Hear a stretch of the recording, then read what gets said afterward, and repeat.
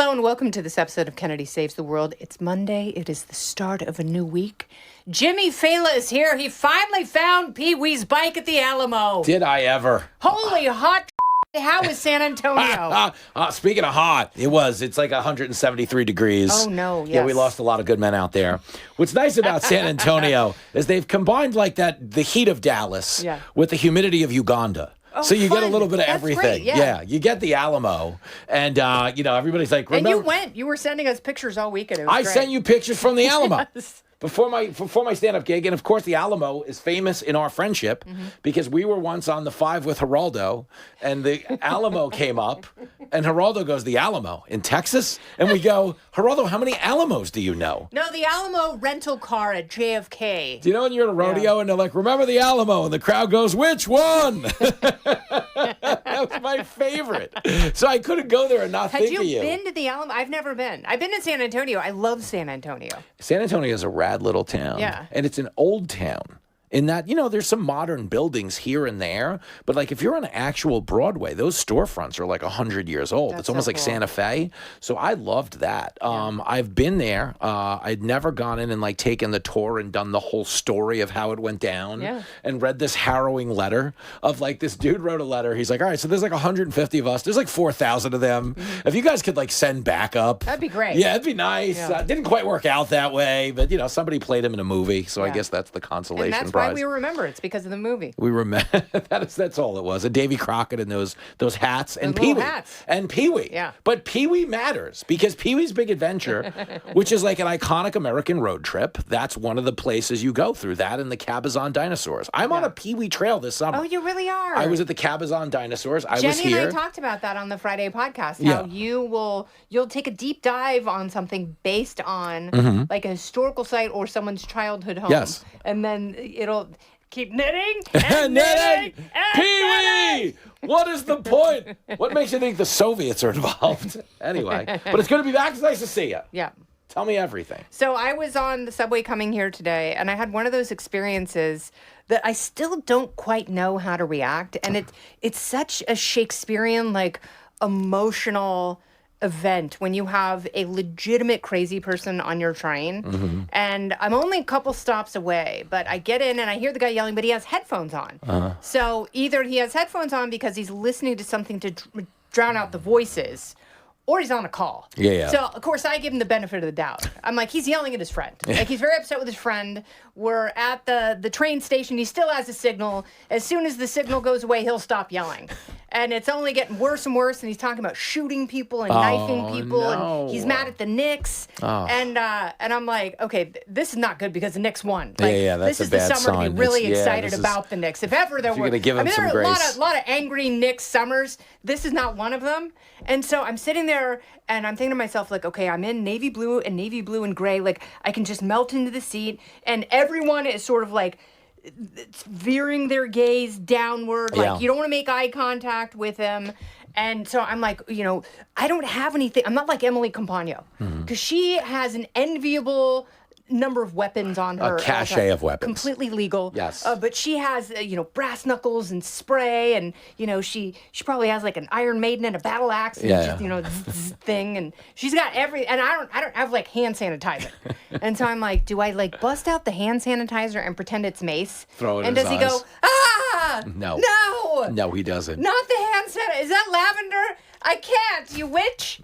And so I'm melting. Yeah, and so I was looking around and I got on the train, got as far away from him as possible, and stood between two guys, actually.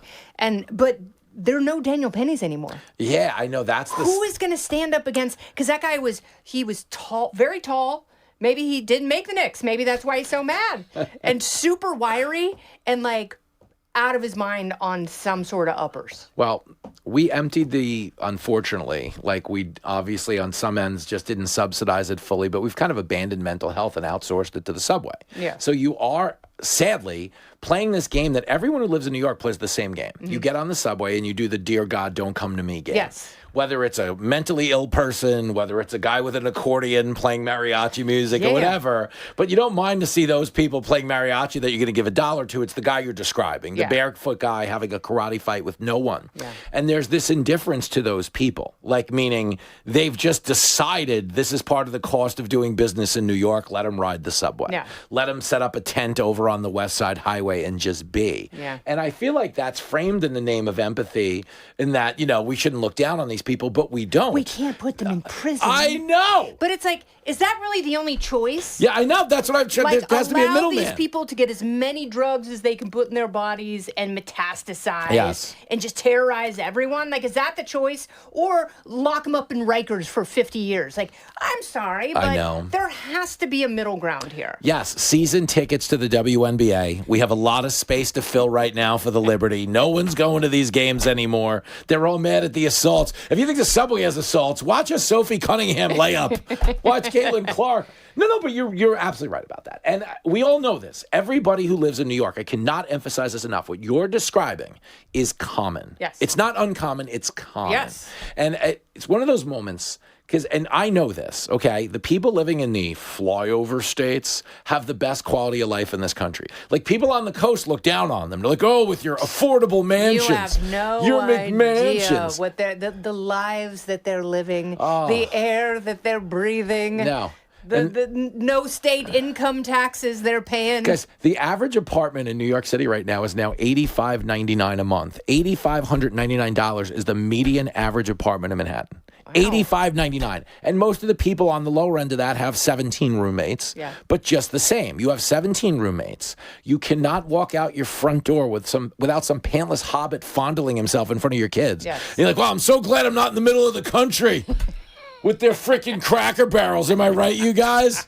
Yeah, my brother just bought a mansion for $300,000, that idiot. No, come over here. It's a 3-car garage, 5 bedrooms. What a tool. What an idiot. And that's like what I come back to, is like all of these stories, because I don't have an answer to how we solve them, but I agree that there's a healthy medium.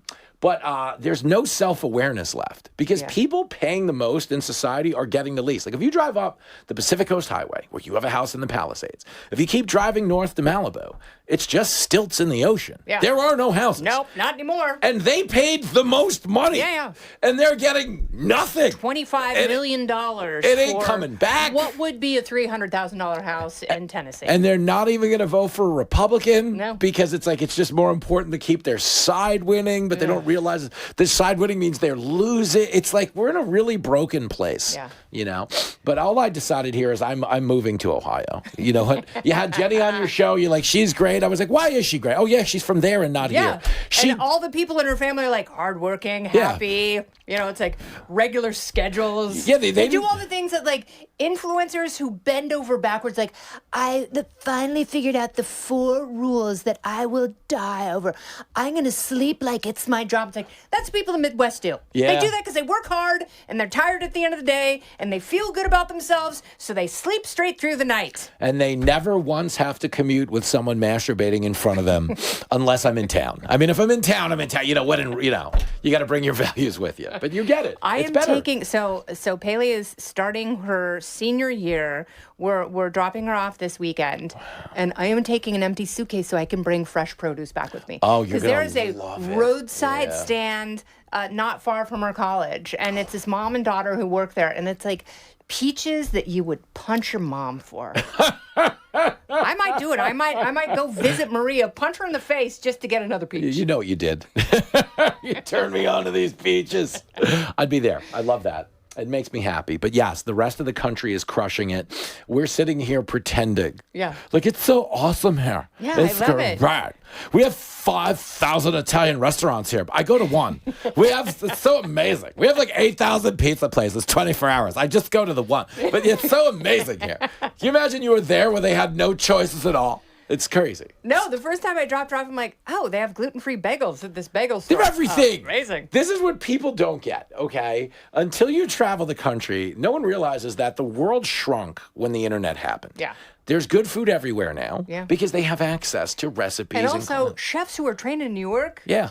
soon realize they can't afford to live here, so they go to other, where my grandmother's little town, Brownstown, Indiana, there's an incredible pizza place there, a mom-and-pop pizza place, where they make a beautiful gluten-free crust. Do they ever? We're going there on Saturday. And why wouldn't you? We are. And you know what you're not doing? Eating pizza on the sidewalk while someone goes to the bathroom a foot from where your table is. Oh, honey, no, there's a used needle. You're wearing flip-flops. What have I told you? New York. Hell of a town, Jim. Hell of a town. All right. Well, come see me in Tacoma, Washington, August 28th and 29th at Tacoma Comedy Club.